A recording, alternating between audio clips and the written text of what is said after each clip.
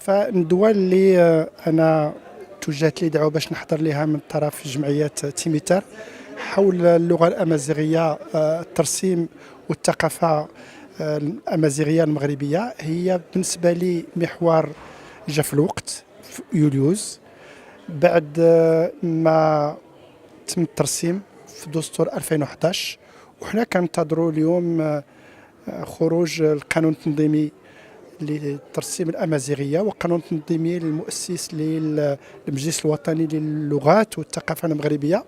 مهمة لأن في نظري الأسئلة والقضايا في المغرب نجات توضعات في إطارها السياسي بالمعنى الإيجابي للكلمة، ماشي سياسوي، أي بدون مزايدات. من طبيعة الحال كل واحد وكل وحدة عندها وعنده وجهة نظره، ولكن السؤال ظهر لي الطريقة باش تطرح اليوم في إطار سياسي أي مؤسساتي المغربي تيرجع للقوانين وكذلك المؤسسات اللي غادي تدخل هذه اللغة في إطار علاقتها بالعربية، علاقة التعامل والتجانس والتكامل، ماشي التناقض والمناقضة، وكذلك علاقتها مع الثقافة المغربية بشموليتها، لأن في نظري ما كانش ثقافة عربية وثقافة أمازيغية، كانت ثقافة مغربية بمكوناتها مغربية إسلامية عربية أمازيغية. عندها كذلك من طبيعة الحال كما يقول الدستور روافد عبرية صحراوية حسانية متوسطية أندلسية، عندها علاقة مع الفرنسية نظرا للتاريخ، مع الأنجليزية، وغدا غادي تكون مع اللغة الصينية. Je suis très contente d'avoir participé aujourd'hui sous l'invitation des organisateurs à cette rencontre internationale. Particulièrement qui porte sur l'officialisation de la langue amazigh, que ce soit au Maroc et les défis bien sûr que ce soit en Algérie. Alors comme vous le savez, l'officialisation de Tamazight en Algérie a été faite récemment, a été ajoutée récemment à la Constitution. Pour le moment, on n'a pas encore de texte d'application, donc on ne sait pas trop comment ça va se faire dans l'avenir.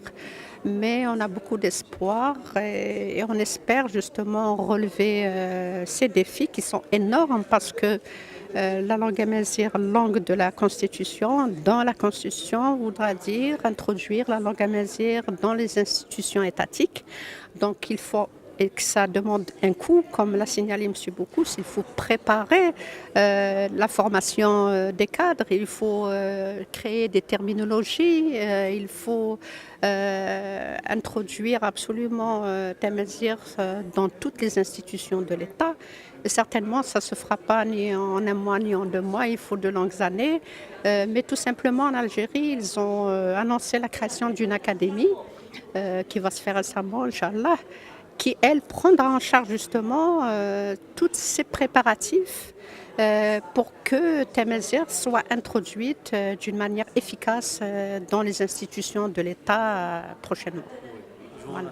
Merci. Alors, disons que la mise en œuvre du statut officiel de la langue amazigh, indépendamment de la loi organique, qui est une chose importante, parce que c'est un cadre référentiel important qui cadre un peu les choses.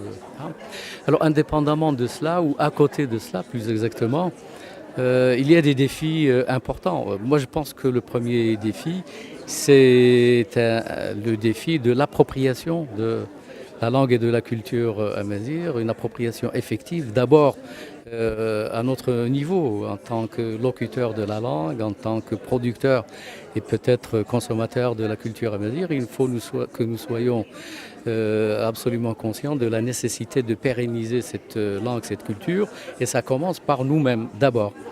Ensuite, il est vrai que la promotion de la langue et de la culture amazigh doit pouvoir bénéficier d'un soutien effectif des institutions, à commencer par évidemment les institutions responsables des politiques publiques en matière de langue et en matière de culture. Et je crois aussi que l'un des défis, c'est que sur le plan politique, nous soyons en mesure de pouvoir gérer, comme je disais, dans la convivialité et dans le respect de l'autre, pouvoir gérer le choix qui est fait par le Maroc, un choix pour la diversité linguistique et culturelle et le choix officiel du bilinguisme national arabe et amazigh.